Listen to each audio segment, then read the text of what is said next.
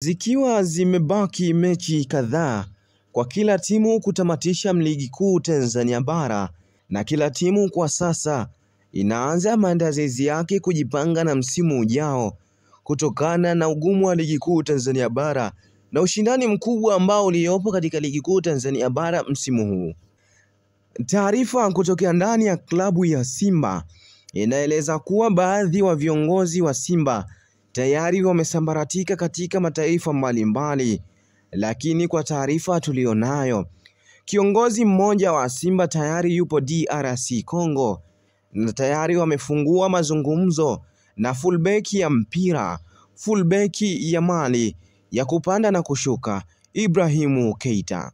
Najua unajiuliza maswali, kwa nini Keita na Simba wanammiliki Shomari Kapombe, fullback ya timu ya taifa Tanzania. Simba wameingia sokoni haraka na kutafuta mbadala wa Shomari Kapombe licha wa uwepo wa Duchu pamoja na Shomari Kapombe mwenyewe, kwa sababu wameona Ibrahimu Keita anawafaa kutokana ni kijana mwenye umri mdogo, kijana mwenye umri wa miaka 23, anaweza kuwafaa kwenye majukumu yao. Taarifa kutoka ndani ya chanzo chetu muhimu kinaeleza kuwa klabu ya Simba ya Tanzania inawinda saini ya mlinzi wa kulia wa klabu ya TP Mazembe Ibrahimu Keita ili kujiunga na klabu ya Simba katika dirisha kubwa la usajili.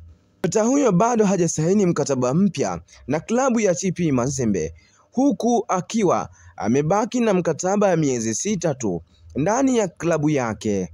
Bado mazungumzo ya kuongeza mkataba yanaendelea katika klabu ya TP Mazembe, lakini bado mchezaji hajaonesha kuhitaji kusalia katika klabu ya TP Mazembe.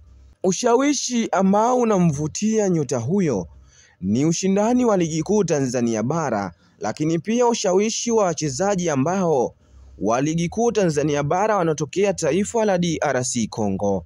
Kuendelea kupata update zote na habari za usajili na habari nyingine za kisiasa na kiuchumi, basi endelea kubakia ndani ya chaneli yetu ya Free Media.